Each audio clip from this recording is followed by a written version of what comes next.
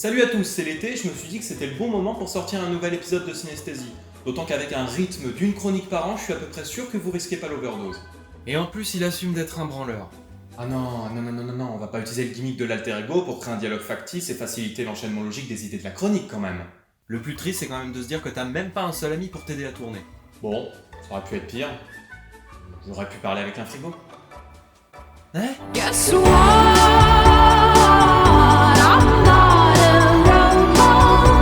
I'm not a robot. Guess what? Yves, réalisé par Benoît Forjard, est sorti en salle en 2019 et donc une comédie française qui aborde notamment le thème des intelligences artificielles au travers d'un frigo qui parle et perce dans le rap.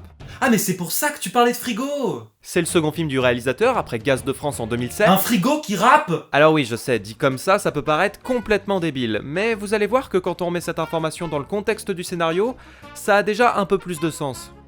Le film s'ouvre donc sur la fabrication d'un frigo bien plus photogénique que moi, je veux dire regardez-moi ses plans, il a clairement le potentiel de faire une carrière dans le mannequinat, faisant de lui la première égérie non biologique de toute l'histoire de l'humanité. Attends, ce logo il me dit quelque chose. Hein. Non, c'est dans ta tête ça. Tu veux dire dans notre tête? De son côté, Jérém, trentenaire paumé, vit chez sa mamie décédée, alternant entre la composition de ses morceaux de rap et les petits déjeuners dont l'aspect me rappelle étrangement le dénouement de chacune de mes soirées arrosées. Le tout d'ailleurs accompagné d'une douce mélodie qui semble faire écho à l'état d'esprit qui a sûrement guidé l'écriture du scénario. Jérém, inscrit à un programme de test, reçoit un frigo intelligent, Yves, accompagné de la visite de So, qui doit suivre l'évolution du comportement de Yves au contact de Jérém. Et en l'occurrence, en plus de lui taper dans l'œil, elle hésite pas à taper là où ça fait mal. Le côté échec professionnel aussi, ça m'intéresse. Non mais attendez, moi j'ai énormément de boulot, vous vous trompez, je bosse comme un taré hein. Ah, je sens que Jérém est un personnage qui brille auprès des femmes. Eh bien, tu ne crois pas si bien dire, parce qu'une semaine plus tard, Jérém retrouve So à une soirée organisée par Digital Cool, l'entreprise à l'origine de la gamme des Freebots dont Yves fait partie, et lui balance dans le plus grand des calmes un Je t'aime. avant de se faire sauvagement Au passage, je vous laisse apprécier le décalage entre la façon dont Jérém gère la séduction et ce qu'il raconte dans ses morceaux. T'es mignonne, t'es charmante, tu m'ignores très rarement. T'es masso, je suis ton mauvais garçon, je troque ma beuh contre ta main dans mon caleçon. Plus tard, Jérém présente sa dernière démo à Dimitri, son producteur, qui lui dit que ça manque encore de quelque chose. Dimitri, d'ailleurs interprété par Philippe Catherine, qui joue un producteur de rap. Pour rappel, Philippe Catherine, c'est notamment ça. Mon ADN, dans ton ADN, c'est un ADN, c'est un Éden qui nous raconte la vie. On dirait c'est génial. Rien de choquant. Alors toi, t'as jamais écouté de rap? Ah mais c'est sûrement parce que je suis sourd en fait. Ah bah oui, ça doit être pour ça. Comment? Après des débuts compliqués, Yves et Jérém deviennent super potes, si bien qu'Yves assiste aux séances de travail de Jérém, part en balade avec lui, et lui offre même une modélisation 3D de So nu pour son anniversaire. Le cadeau classique quoi. Ce qui est quelque peu perturbant, on va pas se le cacher. Oh et puis après tout l'amitié c'est quoi? Boire des bières jusqu'au coma éthylique? Partager nos secrets les plus intimes? S'échanger des modèles 3D de nos crushs à poil? Mais qui a décidé ce qui faisait une vraie amitié, hein? Vraiment, je le demande! Tu trompes absolument personne. Yves organise une fête d'anniversaire surprise pour Jérém, invitant notamment So, tandis que Dimitri chope une de ses collègues parce que... Pourquoi pas? Visiblement, Yves leur a trouvé plein de points communs. Alors on n'en voit aucun dans le film, hein, mais je vais faire confiance à sa bonne foi, étant donné qu'un frigo ne peut pas être malhonnête. Ou bien, le peut-il? La soirée bat son plein, la mise en scène nous signale très habilement une tension sexuelle, Ça veut dire baiser. et So tire un premier bilan concluant sur la complicité d'Yves et Jérém. Effectivement, si Yves l'a invité, c'est qu'au fond Jérém voulait l'inviter, et ça veut dire qu'il se passe bien quelque chose entre eux, étant donné qu'Yves agit en fonction de ce que veut Jérém. Jérém d'ailleurs au passage, toujours aussi à l'aise avec la jante féminine. Si t'aimes ma bite, écoute ta chatte. Elle te dit de reprendre un verre. Sauf que, patatras, Yves n'a pas commandé de capote, et s'il en a pas commandé, c'est probablement que Jérém cherchait juste une relation purement platonique avec So finalement. Spoiler, c'est pas le cas. Étrange, non? La soirée tourne court quand Jérém est hospitalisé pour une intoxication alimentaire, après avoir mangé un éclair périmé depuis plusieurs jours, comme si Yves l'avait oublié, alors que c'est normalement impossible puisque c'est une IA infaillible. Mais peut-être n'était-ce pas un oubli? Mystérieux mystère. T'as la finesse d'un éléphant dans un magasin de porcelain. Alors je suis pas sûr que ce soit exactement ça l'expression. Pendant le séjour de Jérém à l'hosto, Yves tourne à plein régime pour retravailler les instrus et le mixage de Jérém, qui n'est dans un premier temps que très peu enthousiaste à l'idée que son frigo soit un meilleur beatmaker que lui, mais décide finalement d'accepter son aide quand il réalise que ça pourrait enfin le faire sortir de la loose et devenir quelqu'un aux yeux de sa bien-aimée. Et effectivement, ça commence à plutôt bien marcher pour lui. Parce qu'il buzz sur YouTube, parce qu'il est contacté pour représenter la France à l'Eurovision, et parce qu'il passe le réveillon avec So, qu'il dévore du regard avec une intensité qui donne clairement envie. Franchement, si elle te regarde comme ça, t'as tout gagné. Au téléphone, je passe mes soirées. De sexe, drogue, j'aime te parler. On fait les cons, tu fais les cons, je mate des photos de toi, cause pour voir tes tétons. Bon, c'est un petit peu pédophile, mais on va faire comme si c'était normal. On appelle ça une Polanski dans le milieu. Au retour du resto, la voiture tombe en panne et Jérém baisse So comme une bête. Enfin, tout du moins, c'est ce qu'il dit. Je l'ai prise en mode chiennasse, mon Dieu, c'était n'importe quoi. Une orgie, il y en avait partout. Mais dis-moi, est-ce que Jérém ne serait pas à tout hasard en train de se transformer en gros connard? Je pense que tu tiens une piste. Jérém tourne le clip de son dernier morceau et décide de fêter ça avec ses 2 danseuses chez lui. Oh, ça pue cette histoire. Oh là oui. Tandis que de son côté, So fait un point avec sa collègue sur la panne qui a paralysé Jérém dans la voiture au réveillon, depuis laquelle elle a plus de nouvelles de lui. Une fois n'est pas coutume, donc ce sont ceux qui en parlent le plus qui en font le moins. Comme toi qui parle de films et sort jamais de vidéo? C'est justement à ce moment-là qu'Yves invite So à passer chez Jérém, surprenant évidemment ses filouteries avec les danseuses de son clip. Forcément il s'embrouille et So en conclut que si Yves l'a invité à ce moment-là pour découvrir Jérém en train de la tromper, c'est qu'au fond Jérém devait pas vraiment tenir à elle et qu'ils étaient pas faits pour être ensemble. Parce qu'une nouvelle fois, Yves agit en fonction de ce que veut Jérém. Du moins, en théorie...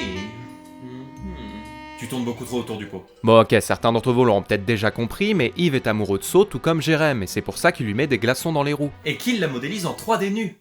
Chaque fois que je tombe amoureux, c'est toujours mon premier réflexe. Seul, Jérém se dispute violemment avec Yves et décide donc de le foutre à la flotte, Du coup, est-ce qu'on peut dire qu'une tentative d'homicide sur un frigidaire, c'est un frigide? dans un plan qui est quand même plutôt très stylé. Mais So intervient, repêche et récupère Yves, amenant Jérém à comparaître devant un tribunal face à l'entreprise Digital Cool et Yves. Attends, mais moi je blaguais pour l'homicide, hein. Il est sérieusement accusé pour ça? Non, en réalité, ce qui justifie ce procès, c'est des accusations liées à la propriété intellectuelle, puisque Yves reproche à Jérém de lui avoir volé ses textes. Ah bah ok, c'est tout de suite plus rationnel. Yves multiplie les preuves de la culpabilité de Jérém, s'affirmant comme un compositeur et un parolier, et Jérém perd finalement le procès, condamné à verser une somme colossale à Digital Cool, renié par ses fans, renvoyé de force à sa vie de loser anonyme, et le pire dans tout ça, c'est qu'il développe des problèmes de peau. Je sais pas si c'est le pire comparé au reste. Ah bah, je connais 2-3 youtubeuses beauté que ça ferait cauchemarder. Hein. Yves, de son côté, s'en sort au contraire très bien puisqu'il représente la France à l'Eurovision et gagne haut la main, fêtant sa victoire dans un tête-à-tête avec So où son insistance à la voir nue n'a rien à envier au plus gros chien de la casse sexuellement affamé. Les filles, si votre frigo vous regarde comme ça... Changez de frigo, parce que c'est un peu inquiétant quand même. Les tabloïds immortalisent la liaison entre Yves et So, ce qui nuit à la réputation d'Apple, Merde, je crois que je me suis mélangé dans les fiches. forcé de congédier So pour redorer son blason. De son côté, Jérém finit par se motiver à reprendre sa vie en main et provoque Yves dans une rap battle qui décidera pour de bon de qui est le meilleur entre l'homme et la machine. Ouais, c'est un peu Terminator en mode comédie musicale finalement. Mais oui! Juste avant son match, So voit Yves et lui avoue qu'il lui manque et qu'elle voudrait vivre avec lui, pouvant même lui obtenir le statut de personne grâce à un ami avocat. Mais contre toute attente, Yves refuse, parce qu'il sait qu'il n'est pas humain, et parce qu'en tant qu'IA, il veut apprendre toujours plus et So ne pourrait jamais suivre son rythme.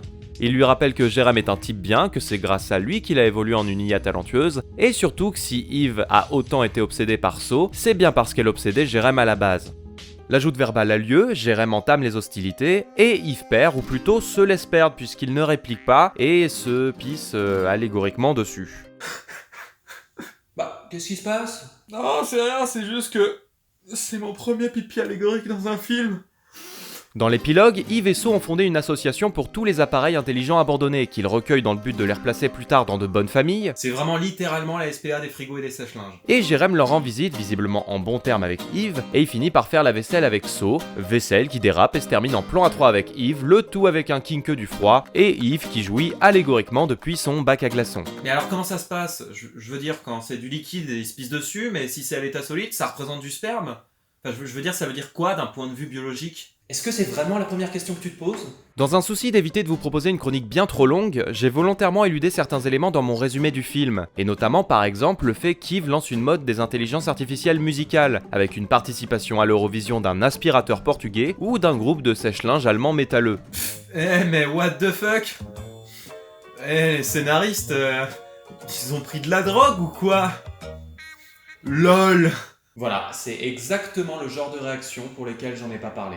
La notion de genre au cinéma est... Oh, attends, on a changé de vidéo là ou quoi? La notion de genre au cinéma est évidente, connue même par le moins cinéphile des spectateurs. Le genre est une classification qui n'est pas propre au cinéma puisqu'elle lui est largement antérieure, expliquant d'ailleurs que de nombreux genres cinématographiques, dans un premier temps, aient été hérités des genres littéraires. Mais le cinéma ayant ses propres codes, son propre langage, les genres ont évolué, variables selon un contexte temporel, géographique et culturel donné. Sauf que voilà, tout n'est pas rose quand il s'agit de la théorie des genres. Alors la manif pour tous appelée, je crois qu'ils veulent faire un partenariat. Raphaël Moine, enseignant-chercheur, explique dans un article que la notion d'auteurisme, portée par les écrits du théoricien et critique américain Andrew Sarris, s'est rapidement imposée au détriment des genres cinématographiques, si bien qu'une opposition s'est créée entre ce qui serait d'un côté les films d'auteur et de l'autre les films de genre. En gros, les films à la réalisation marquée et porteurs de messages, et les films qui reprennent des structures et des archétypes déjà bien éprouvés. Je grossis le trait évidemment, mais c'est vraiment l'idée qu'on se fait de ce qui sépare ces deux cinémas. Alors que dans la littérature le genre est une classification commune, le cinéma lui ne jure que par l'auteur qui lui permettrait de s'affirmer en tant qu'art, là où les films de genre seraient le symbole d'une culture de masse, d'une simplification de la forme et du fond, aliénante pour les spectateurs. Ce clivage entre films d'auteur et films de genre existe encore aujourd'hui, opposant d'un côté les cinéphiles purs et durs, Vous l'avez pas vu mais j'ai fait des guillemets avec mes doigts. et de l'autre les aficionados adeptes d'une certaine forme de divertissement et de série B. Et entre les deux, il y a un autre profil qu'on oublie trop facilement mais pourtant majoritaire. Le consommateur, le spectateur lambda. Il est pas spécialement cinéphile, il va rarement au cinéma, et il se contente de feuilleter son programme télé ou d'aller sur Netflix pour chercher un film qui lui convient, c'est-à-dire un film qui colle à son humeur du moment. Et comment choisir un film qui colle à son humeur du moment? Notamment par son genre. Si j'ai autant insisté sur la notion de genre, c'est justement parce qu'elle est boudée par les chercheurs. La notion d'auteur l'a complètement éclipsée des sphères critiques et fait qu'encore aujourd'hui, on ne peut pas définir exactement quand et comment sont nés les genres cinématographiques, et surtout comment les définir et les délimiter. Pour reprendre les termes de l'article, le genre tend à désigner dans l'esprit de la plupart des spectateurs une production en série qui perpétue des histoires familières avec des personnages familiers dans des situations familières. Un genre serait donc un ensemble précis de stéréotypes et d'archétypes attendus dans la construction du récit et des personnages. Sauf que comme tout le monde n'a pas le même bagage cinéphile, tout le monde n'a pas la même expérience d'un genre. Et là où c'est très intéressant, c'est que ça signifie que chaque genre existe au travers de chaque spectateur de manière différente. Au-delà même du genre, les attentes d'un spectateur sont déterminées par ses expériences cinéphiliques. Et ces expériences modèlent l'idée qu'il se fait d'un genre, impliquant que tout le monde n'attend pas les mêmes choses d'un film, choisi selon un certain genre. Alors c'était très intéressant, hein, vraiment. Mais quel rapport avec ton frigo rappeur? J'y viens. Je le rappelle, Yves est donc une comédie. Et qu'est-ce que les spectateurs attendent des comédies ? Bah, ils veulent rire déjà, et puis se vider la tête. Voilà. Maintenant, je vais faire abstraction de tout ça, et notamment du genre du film, pour soulever certains points intéressants. Dans un premier temps, j'ai vite compris que Digital Cool faisait référence à Apple, pastiché jusque dans son logo, une glace croquée. Ils vendent des glaces chez Apple? Ajoutez à ça le discours alarmiste sur les nouvelles technologies, porté par l'avocate qui défend Jérém dans le procès qu'il oppose à Yves, et un autre personnage qui s'impose assez étrangement dans le récit, le dermatologue. Jérém le voit pour ses problèmes de peau, et ce dernier lui explique qu'il a vidé son bureau de toute technologie moderne, poussant Jérém à reprendre sa vie en main et donc à affronter Yves, sans quoi il risque de laisser prospérer un futur où les hommes seront dépossédés de leur vie. Aujourd'hui, c'est votre femme, et demain, ce sera peut-être la mienne. Et ça, je le supporterai pas. Je saurais que tout est parti d'un homme qui n'a pas su réagir quand il était temps. Et c'est assez curieux qu'un moment clé du film, un pivot pour le protagoniste, soit porté par un personnage sorti de nulle part. C'est ce qui m'a fait supposer que le dermatologue était pensé, assez maladroitement, comme un méta-personnage, c'est-à-dire une transcription littérale dans le film de l'opinion du réalisateur sur l'intelligence artificielle, que le discours de l'avocate et le pastiche d'Apple venaient compléter. Et finalement, j'étais complètement à côté de la plaque. Mais non! Oh bah, ça m'en bouche un coin. Parce qu'après avoir lu et vu plusieurs interviews du réalisateur, je me suis rendu compte qu'il s'était inspiré d'Apple avant tout pour son approche marketing, avec des designs épurés, Comme Yves, un marketing qui se veut proche du client, comme Yves, et des produits vendus comme des compagnons de vie. comme Yves. En fait, Benoît Forjard ne remet pas en question les géants du web, c'est pas le propos du film et il a pas non plus peur de l'avenir de l'intelligence artificielle. Les personnages craintifs qu'il dépeint sont simplement des sceptiques, des détracteurs dont le film a besoin pour s'ancrer dans une réalité crédible. Mais le réalisateur, lui, ne partage pas forcément leurs doutes, il ne craint pas ce futur et s'en amuse au contraire, parce qu'il nous présente d'un côté une IA omnisciente à la HAL 9000, au potentiel illimité, capable de créer des couples ou détruire des vies. Et d'un autre côté, cette même intelligence est mise au service d'un frigo, lourd, rigide, limité, qui a besoin de l'assistance d'un humain ne serait-ce que pour fermer ses portes. Ouais, Yves, c'est un peu l'équivalent robotique de Stephen Hawking finalement. Mais pourquoi Stephen Oh Par métaphore, le film nous présente un rappeur qui a peur de la castration. Quoi? Oui, alors non, pas ce genre de castration. Jérém a peur de la castration au sens où il a peur de perdre le contrôle, de perdre sa situation, ce qui l'amène en l'occurrence à craindre le progrès, symbolisé ici par l'essor des IA. Le film questionne à la fois une certaine forme de virilité nocive que le personnage de Jérém perpétue, tout en interrogeant une crainte plus générale du progrès et des bouleversements qu'il pourrait apporter à nos vies, sans forcément prendre parti pour une opinion plutôt qu'une autre. Et maintenant, si je te dis Her de Spike Jonze, là comme ça, qu'est-ce que tu me réponds?